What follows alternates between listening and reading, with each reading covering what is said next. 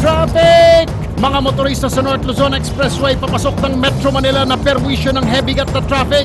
Ang ilang commuter naglakad na lang. Sinisising one truck lane policy di naman daw ay pinapatupad ng MMDA sa lugar. Masyado lang daw talagang maraming truck papunta ng port. Ang Palasyo, Caloocan LGU ang sinisi. 4.5 billion pesos na pambili sana ng bagong tren sa MRT noong 2012, ibinalik daw para maging DAP. Mga subscriber ng Globe Telecom di makakakuha ng tax refund matapos katigan ng Court of Appeals ang apela ng telco. Senador Juan Ponce Enrile at dati niyang Chief of Staff Attorney Gigi Reyes nagharap sa Sandigan Bayan. Enrile naghain ng not guilty plea para sa kasong graft.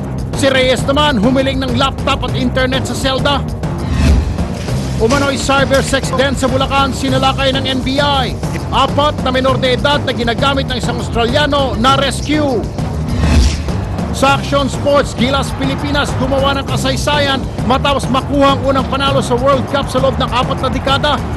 Captain Jimmy Alapag makukumbinsi nga bang huwag munang magretiro? Sa celebrity action, Marvin Agustin tuluyan na nga bang magbabay-bye sa showbiz para sa kanyang negosyo?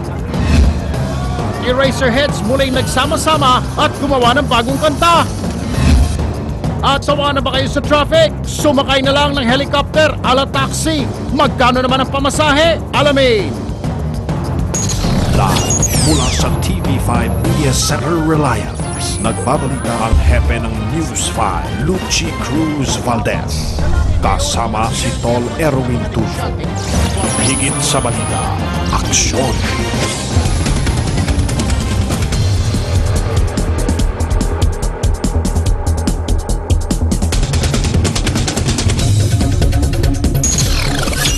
Magandang gabi.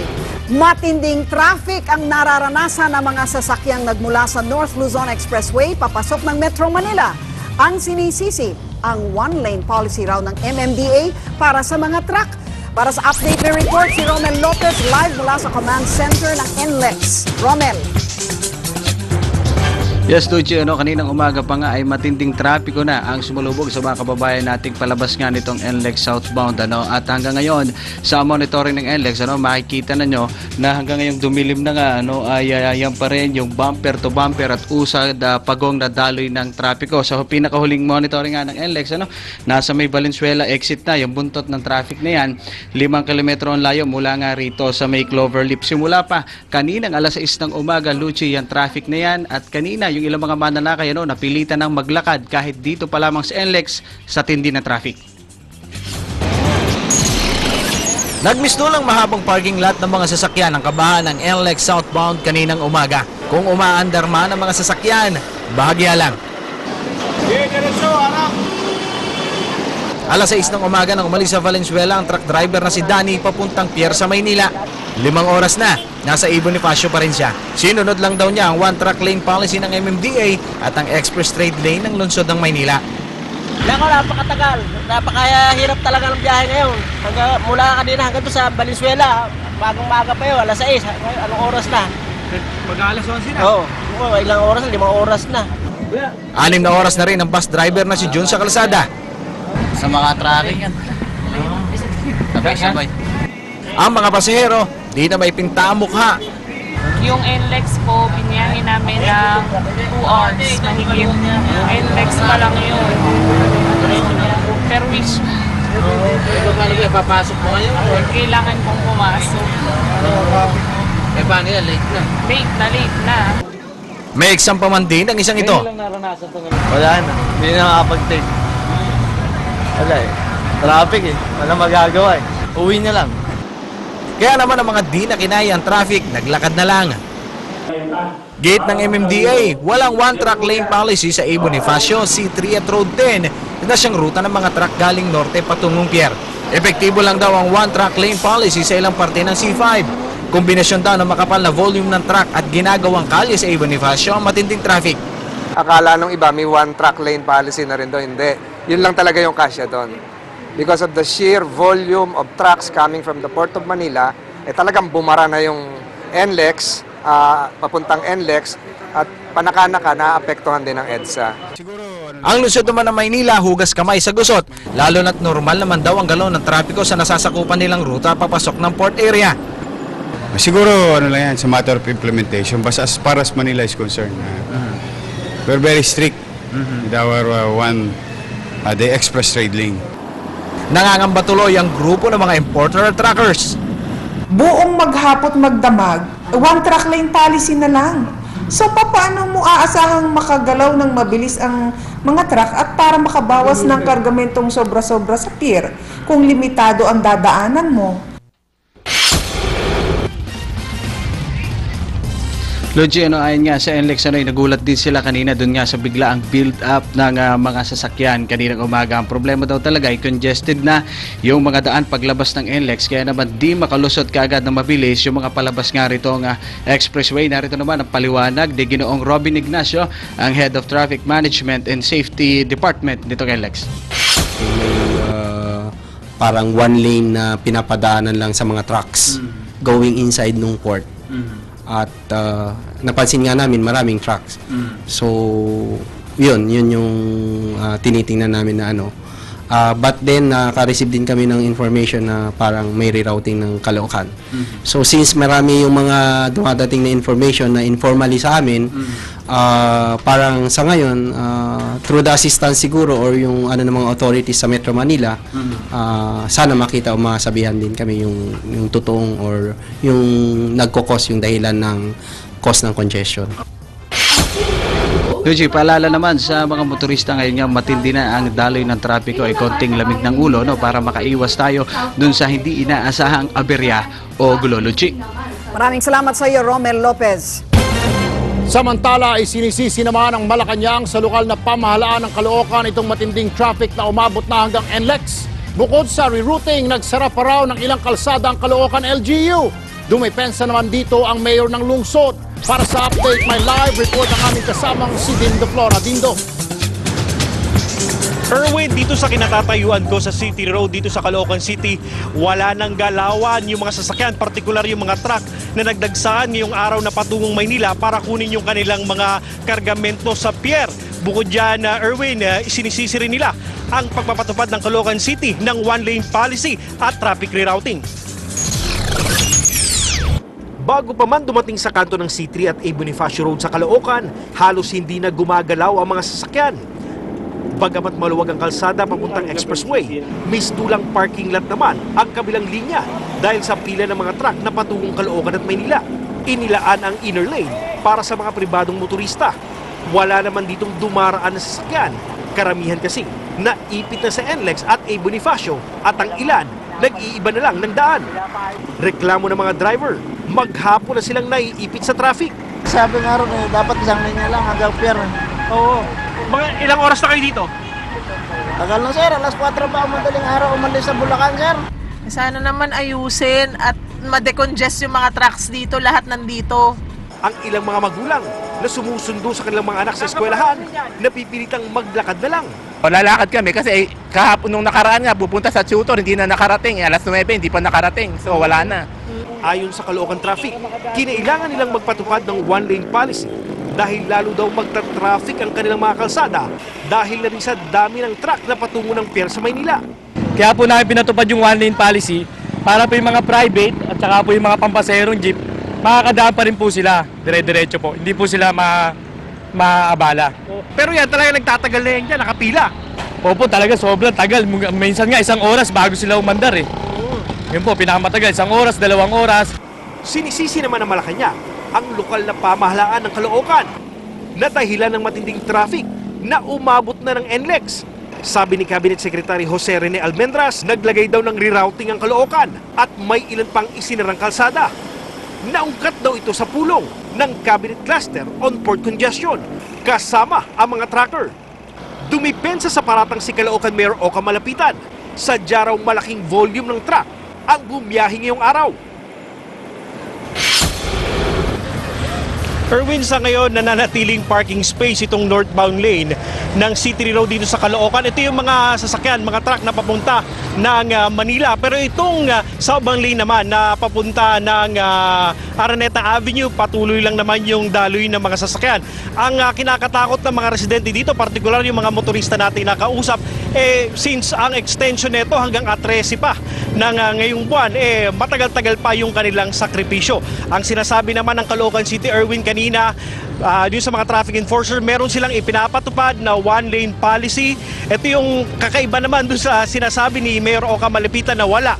Meron silang pinapatupad, Erwin, na one-lane policy. Actually, ito yung usual na dinadaanan ng mga truck dun sa Baltasar State. Doon nagsisimula yung one-lane policy at umaabot na yan dito sa C3 Road, dito sa Caloocan City. Ang problema dito, Erwin, kahit merong inner lane na dinesignate para sa mga private motorists, ang problema wala namang nakakadaan dahil naiipit na sila sa dulong bahagi nitong C3. Erwin. Maraming salamat sa iyo, Dindo Flora, live mula sa Caloocan. Kaugnay, sa balitang yan, makakausap naman natin sa linya ng telepono si Caloocan City Mayor Oscar Malapitan. Magandang gabi po, Mayor Malapitan, sir. Magandang gabi, kasamang Erwin. Magandang gabi sa ating mga tagapakinig. Sir, ano po ang reaksyon ho ninyo na ang Malacanang kayo ang itinuturo ng dahilan ng matinding traffic ngayon sa North Luzon Expressway? Nagulat nga ho ako Alam nyo, yung NLEX po, may parte ho ng Caloocan, pero that is a jurisdiction ho ng NLEX. Hindi ho kami pumapasok doon at hindi kami pwede pumasok doon dahil hanggang Balintawak, Ilalim, Tulay, ay jurisdiction po yan ng NLEX. Pero ang tinuturo paglagpas naman po ng Tulay, yun po ay Quezon City. Yung A. Bonifacio is Quezon City, not Caloocan. Tatawid po kayo ng A. Bonifacio, tatawid po kayo ng Sergeant Rivera, Quezon City pa rin po yun at hindi Caloocan. Pero sir, yung sinasabi ng inyong traffic enforcer sa reporter namin na meron daw one-lane policy kayong pinapatupad na magsisimula po dyan sa Baltasar Street, Mayor. Wala pa, pinag-aaralan pa lamang ho namin ho yun kung i-implement namin. Kanina ho, kausap ko yung aking traffic management officer. Ang sinabi sa akin, doon sa C3, yung Baltasar ho kasi hindi ho main road yan Yung sa C3 ay tinitignan namin, pinag-aaralan namin kung po pwede yun, 2 lane para sa mga truck. At yung isang lane na matitira para naman sa mga sasakyan, sa mga kotse o yung maliliit na behikulo.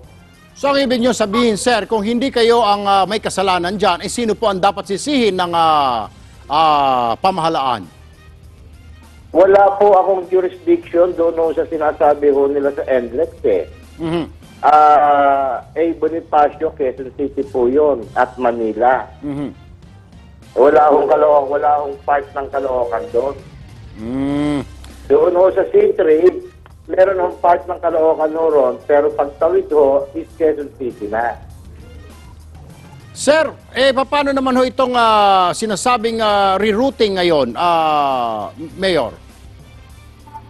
Yung rerouting, wala ho kaming nire-reroute at wala rin ho kaming karsadang isinara o wala rin kaming karsadang ginawang one-way.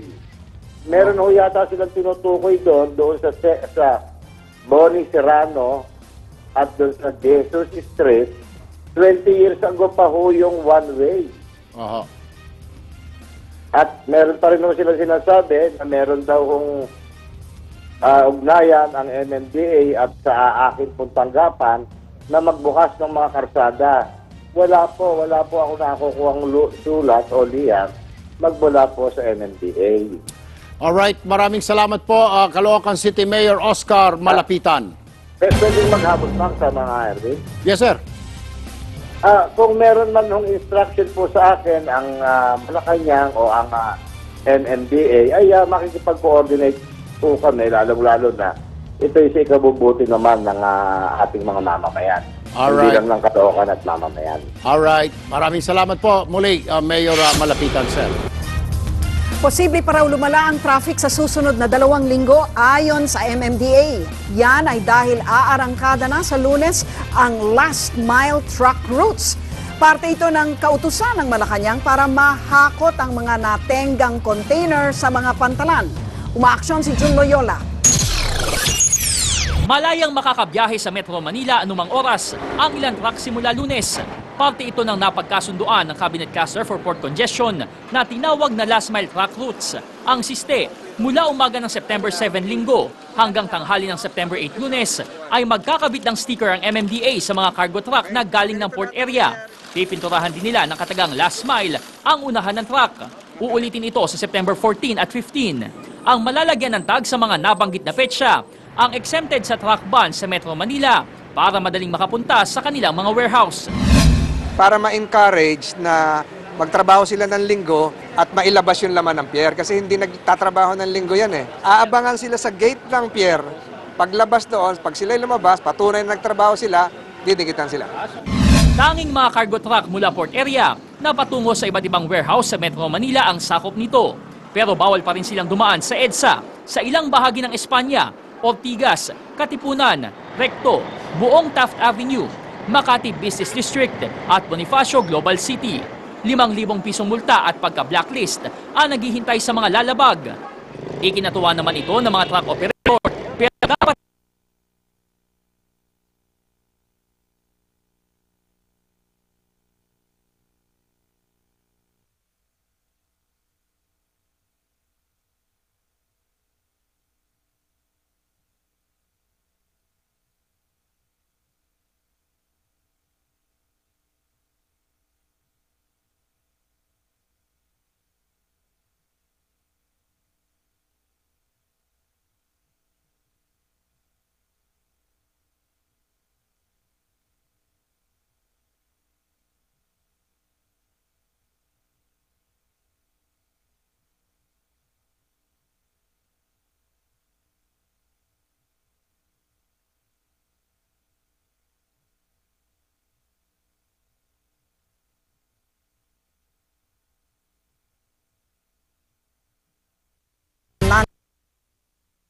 Kontraktor sa Manoy overpriced Makati Parking Building gustong paimbestigahan sa Kamara. Hillmarks Construction napaboran daw sa iba pang proyekto sa pamahalaan. At makasaysayang panalo ng Gilas Pilipinas sa FIBA World Cup. Babalikan, El Capitan Jimmy Alapag nagpaalam na rin sa international competition. Yan at iba pa sa aming pagbabalik.